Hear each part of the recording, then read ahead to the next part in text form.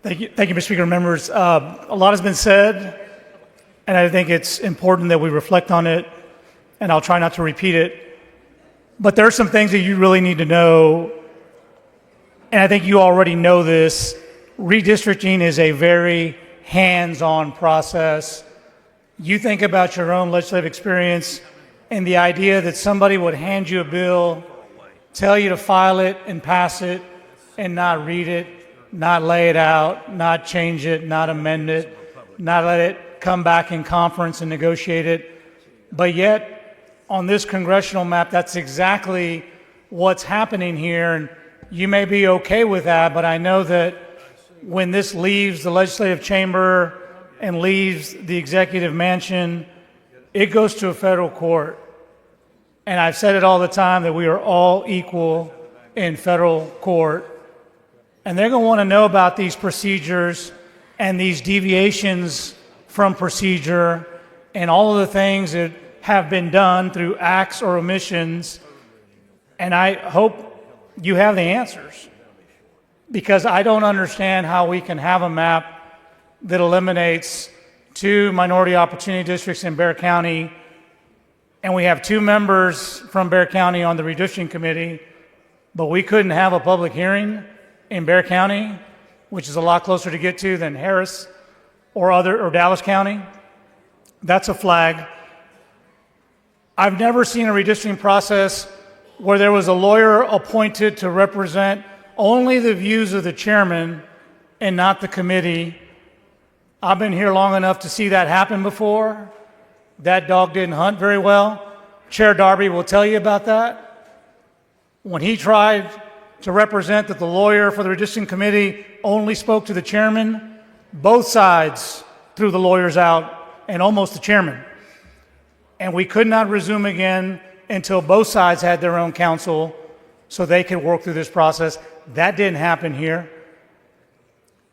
I know there are court records and there are discovery items from past redistricting that really gets into people's thoughts, gets into their emails, gets into their personal emails, their text messages, those Gmail accounts.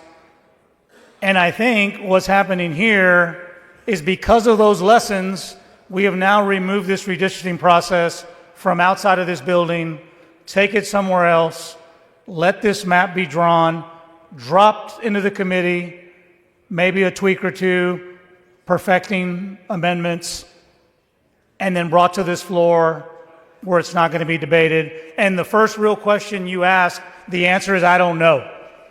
All I know, my intent is to create 5 new seats. Political performance is legal. Yes, it is, but it's not legal on the backs of the minority community. And those are the answers we have tried to get. But you can't hide all your intentions with the words political performance. You cannot say that this map is race blind and only reflects political performance, but you have 444 precinct cuts, exactly that many, because there's a 370 report that will tell you that if you've been through voting rights and voting rights litigation, you can run a report that'll tell you that there are 444 precinct cuts. That is not an accident. That is not a drafting error. That is a mission. That is a laser focus on drawing maps and redesigning precincts in the process to get to your mathematical outcome. No answers here. We are told that the chairman told the lawyers to follow the law, but then he asked you to table amendments saying that we would honor Section 2 of the Voting Rights Act. We will follow Jingles, which is U.S. Supreme Court case law. Told you we don't need those. We've told you, hey, if this outcome is very, very reminiscent of other things we've tried to do, courts will set this aside. Let's just revert to the current map. No, we're not going to do that either. I don't know how we can be so confident in our legislative work. Before we started the day, we were told that a court just set aside the 10 Commandment monument that was just passed in the regular session. So you tell me that the hearings are transparent, that our process was pure, but we are shielding from disclosure who's drawing the map, don't know the name of the lawyer, maybe know the name of the law firm, don't know where it's coming from, you don't have access to the lawyer, you don't even get a lawyer. Everybody who has taken this microphone and have given you their opinion as to what their lawyers have said, they are paying for them. But yet this committee and this chairman with a lawyer that reports to him and him only, the taxpayers get to fund that legal representation. Everybody else has to go at it on their own. That's not fair. That's not transparent. So what I'm curious about is, if you won't tell us what you're doing, if you want to shield from disclosure the very things that you think are going to get you in trouble, you have to understand that sometimes your actions by themselves will be the evidence that we will use when we get to take this to another forum. I'll give you a real good example. Just this morning, we started this debate. We were told by Chair Hunter that CD 18 was created to create a 50% black CVAP district because the current one didn't have it. Well, newsflash, CD 18 didn't need to be a black CVAP district by 50% because it already behaved like one. It performed like one. There was no need to change it.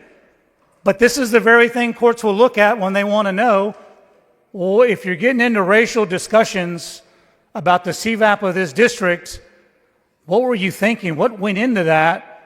Because the performance analysis will show that it did not need to have a 50% CVAP, black CVAP, to perform and have African Americans elect candidates of their choice.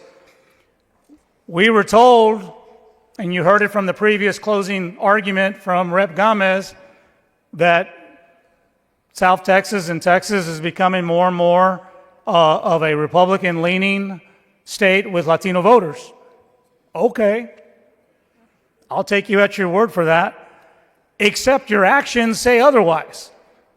Because we know CD 29 was already a 60% HCVAP district, but that was knocked down to a 40% HCVAP district, and instead, CD 9 was created with a 50% HCVAP district. So the two statements don't pencil. If Republicans in political performance do so well with Latinos, why not run a Republican in CD 29 with a 60% HCVAP? I'll tell you why. And every election outcome for the last 20 years will tell you why.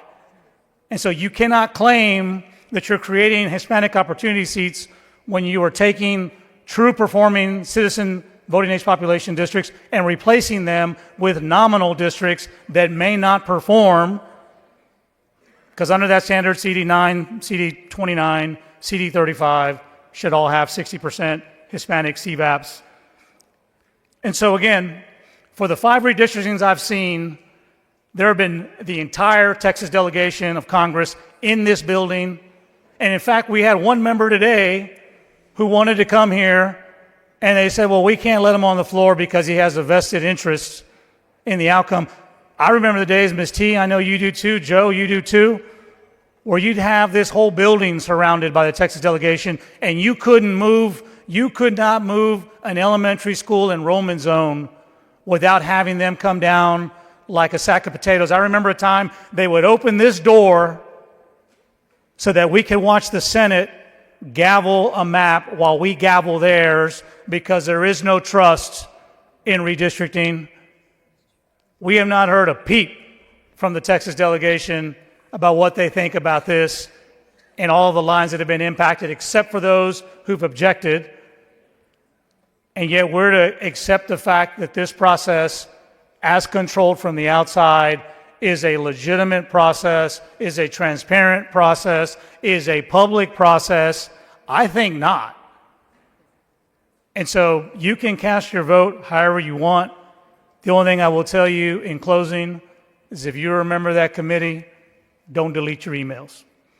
If you participated in those discussions, don't delete your text messages. Because that's where we're going to go next.